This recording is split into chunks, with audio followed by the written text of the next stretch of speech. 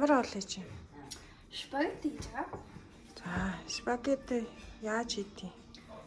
Одоо болохоор би юм хаач чинь л да. Гэтэ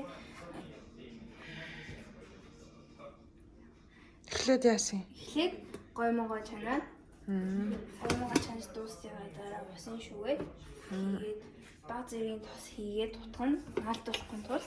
За. Тэгээд дараа хаа гаргаад жижиг хөшөлнө. За тэгээ яах юм? Тэгээд дараа нь тосоо тариулын даваа гаргаад тосоо халаана. За. За тэгчээд яах вэ? Тэгээд тосоо халаагаад хамгийн эхлээд сүнгөө хуурна. Сүнгөө хуурчаад дараа нь бахаа дээрээс нь хуурна. Тэгээд соусаа хийгээд за. тэгээ баг зэргийн давс хийгээд өөртөө дуртай амтлагчаа хийгдэн.